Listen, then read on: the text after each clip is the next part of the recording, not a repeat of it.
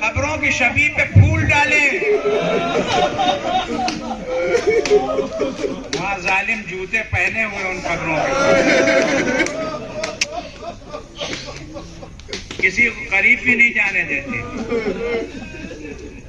سن 87-88 تک تو اس دیوار کے قریب جانے دیتے تھے باہر. بڑی اہم شبیہ بنائی ہے، اللہ جزائے خیر دے. اس دروازے کی یادگار بنا دی جسے توڑا گیا، جلایا گیا.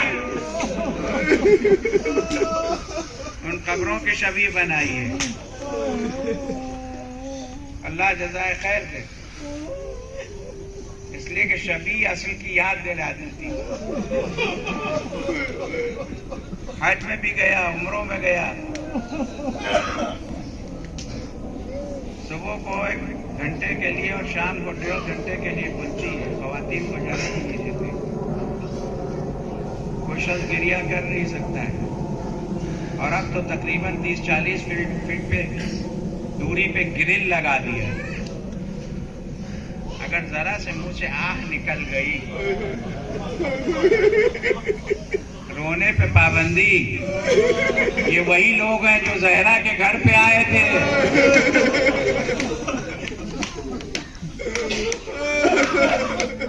دل تڑپ گیا یہ پھول دیکھ کے.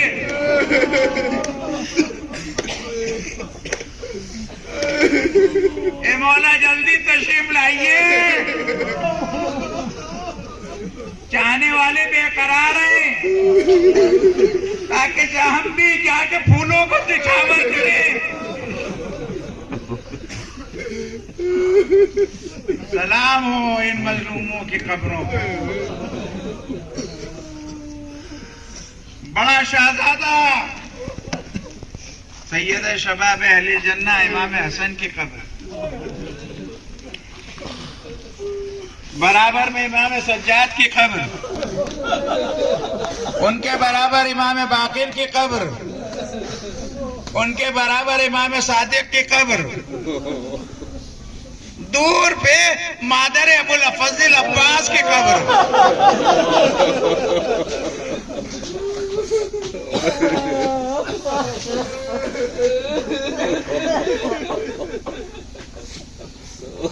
دور سے زیارت کرنے ذرا دیر توقف بھی نہیں کرنے دیتے، رکنے نہیں دیتے. ایک دفعہ کا واقعہ ہے کہ میں تھک گیا تھا، ذرا سے سامنے والی دیوار پہ بیٹھ گیا تھا تو ایک شخص آیا. آنے کے بعد کہا یہاں کیوں بیٹھے، اٹھ کے چلے جاؤ. میں نے اس سے کہا بھائی تھک گیا ہوں. جناب ام البنین کی قبر کے پیتی، جہاں رسول اللہ کی پھوپھیوں کی قبریں بھی ہیں. تھک گیا ہوں، تھوڑی دیر بیٹھ گیا ہوں. کہنے ابھی پولیس بلاتے ہیں، اٹھو تم یہاں سے. میں نے بی بی سے کہا کہ بی بی آپ کے بیٹے کے روضے میں کربلا میں دیر تک بیٹھتے ہیں، کوئی ہمیں اٹھانے والا نہیں ہے. کس لیے مظلومہ ہیں آپ؟ اس لیے کہ یہ بی بی بھی وہ ہے جس کی تاریخ وفات 13 جمادی الثانی ہے. ایک ہی مہینے میں 13 جمادی الثانی کو بی بی ام البنین کی وفات ہے.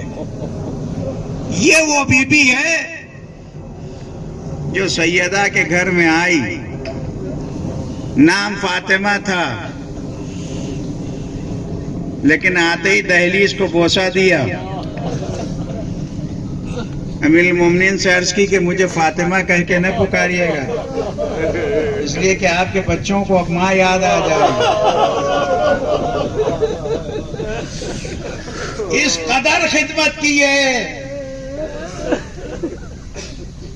بچوں کنیز کا ہے نا، بیٹوں کی ایسی تربیت کی، ایسے بیٹے پالے کہ ہمیشہ باب الحوائج نے اپنے کو غلام کہا. اللہ ان رونقوں کو باقی رکھے. ظاہر جاتے ہیں اطمینان سے، عباس کے روضے پہ بیٹھتے ہیں، لیکن جب روضے پہ بیٹھا کیجئے تو ایک مرتبہ تصور کر لیا کیجئے کہ عباس کی مادر گرامی کی قبر ویران ہے. اسی جنت البقیع میں نہ جانے کتنی قبریں مخفی ہیں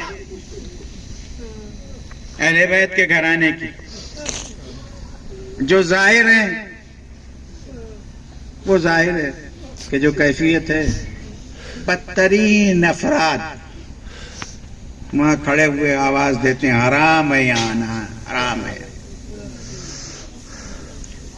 پورے مدینے پہ ٹھنڈا پانی مل جائے گا،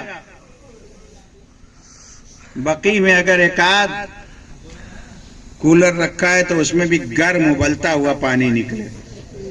اللہ رے حقد، کس قدر حقد ہے، کس قدر دشمنی ہے آج بھی۔ اور ہم سے کہا جاتا ہے کہ کیسے گلے لگائیں سیدہ کے قاتلوں کو ماننے والوں کو۔ اے ہم تو اس تازیانے پہ ابھی تک نہیں رو چکے جو سیدہ کے لگا تھا۔ بس عزادارو، چاہنے والوں نے دروازے کی شبیہ بنائی۔ ارے یہ دروازہ وہ ہے جس پہ نبی سلام کرتے تھے۔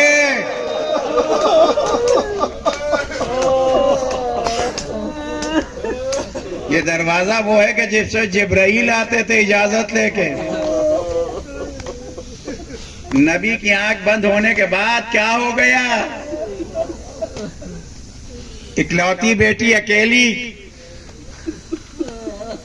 کس قدر ظلم ہوا، کتنا ظلم ہوا اس بی بی پر، کس قدر ستائی گئی۔ تاریخ میں لکھا ہوا بڑے حوالوں کے ساتھ جناب سید کاظم قزوینی نے فاطمۃ من المہد الی اللحد میں جو تفصیل لکھی ہے علماء اسلام کی کتابوں سے، آج میں اس کے چند صفحات پڑھ رہا تھا جس میں فیکٹ ہے کہ جناب محسن کی شہادت جو ہے وہ ضرب کی وجہ سے ہوئی تھی جو ظالم نے اس انداز سے لگائی تھی کہ بی بی کو غش آ گیا تھا، غش آ گیا تھا۔ محسن کی شہادت ہوئی ہے، جن کا نام رسول اللہ رکھ گئے تھے، سفر میں جا رہے تھے، بشارت دی تھی کہ بیٹا ہوگا دنیا میں، تو بی بی نے کہا بابا سب کے نام آپ نے میرے بچوں کے رکھے ہیں، اس کا نام تو رکھیے۔ دنیا سے جا رہے تھے، نام تو رکھتے جائیے۔ کہا میں نہیں ہوں گا، کہا نام تو رکھیے، کہا اللہ کی طرف سے اس کا نام محسن آیا ہے، محسن رکھنا ہے اس بیٹے کا نام۔ سلام ہو اس ننھے سے لاشے پر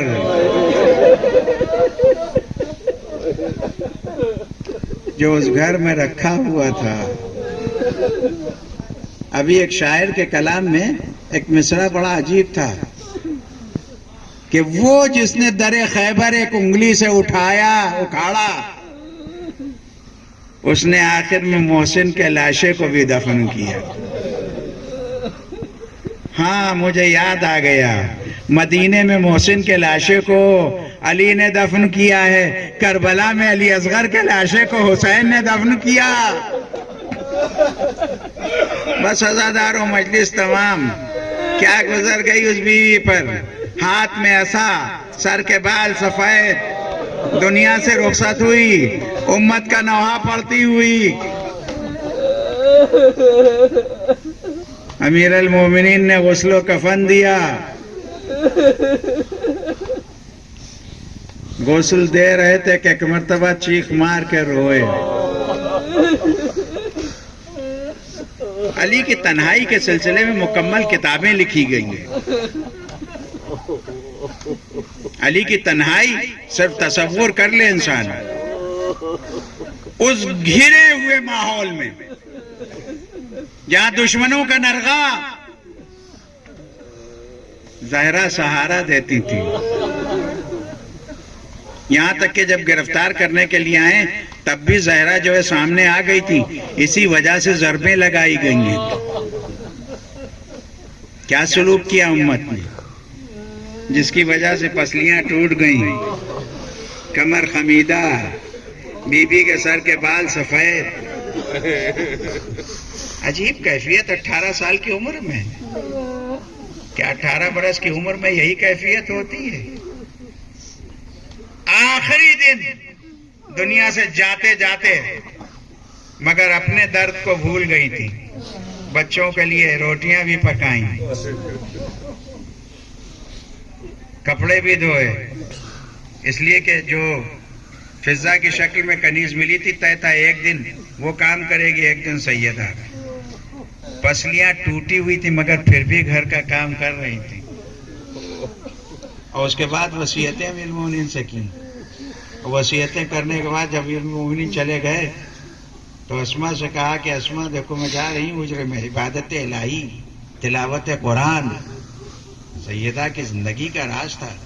اور مدینے کے لوگ جو ہیں وہ وقت نمازوں کو پہچانتے تھے رنگ آسمان جب بدلتا تھا. رسول اللہ کے پاس آئے، آ کے کہا کہ یہ آسمان کا رنگ بدل جاتا ہے، کسی وقت سرخ ہو جاتا ہے، کسی وقت جو ہے وہ مختلف رنگ ہوتے ہیں. کہا میری بیٹی جب نماز کے لیے کھڑی ہوتی ہے. اتنی عظمت اس بی بی کی، اور زمانے نے ایسا بھلا دیا، اس طرح سے بھلا دیا اور تنہا مظلوم چھوڑ دیا. السلام علیکم، سلام ہو اس بیوی پر جس کی پسلیاں ٹوٹ گئی تھی. زیارت ہے مکسورت ضلعها، وہ جس کی پسلیاں ٹوٹی ہوئی تھی. سلام ہو اس بیوی پر جس کے حق کو غصب کر لیا. اس لیے کہ اسی زیارت میں تفاحۃ الفردوس، جنت کا میوہ، جنت کا سیب، نور زہرا اسی کے ذریعے سے آیا ہے. امت نے کیا سلوک کیا؟ آخر میں وصیت کر دی کہ پردہ شب میں میرے جنازے کو اٹھائیے گا.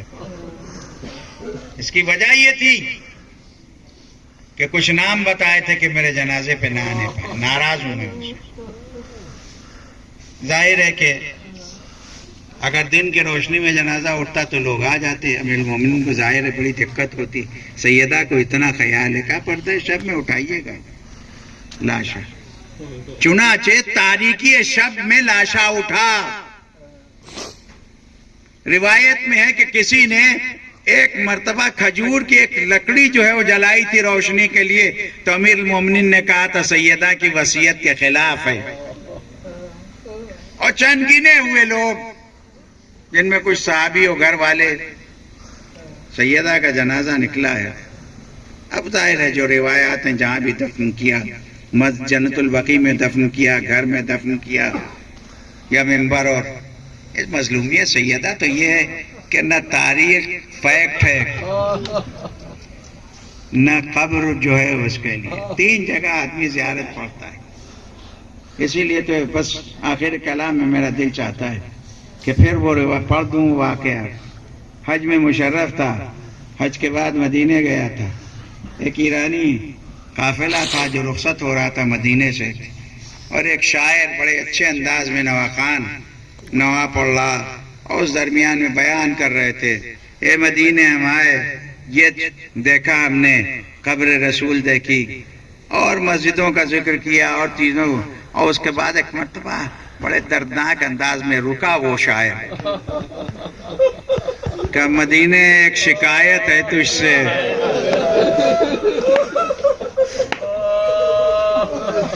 ایک لمحے کے لیے رک گیا شاعر، نوا خان شاعر رکا کہ مدینے تجھ سے ایک شکایت ہے، مدینے تجھ سے ایک شکایت ہے. اب مجمع ہے کہ بے چین ہو رہا تھا. مدینے ایک شکایت ہے، قبر زہرا تلاش کی نہیں ملی، قبر زہرا تلاش کی نہیں ملی. سلام ہو اس قبر پر جو مخفی ہے. امیر المومنین نے جنازے کو دفن کیا. جنازے کو دفن کر کے امیر المومنین جب گھر میں آئے ہیں، اب تصور شرط ہے کہ اس گھر میں زینب و کلثوم کی کیا عالم ہوگا. اس لیے کہ جناب زینب چاہتی تھی کہ لاشیں میں جنازے میں ساتھ جائیں. بی بی ام کلثوم چھوٹی چھوٹی تھی, چاہتی تھی کہ ساتھ جائیں. ام المومنین نے روک دیا تھا, گھر میں ہی نے روک دیا تھا گھر میں. اور ام المومنین جب بیٹھے ہوئے تھے قبر معصومہ پہ, ایک روایت اور ہے.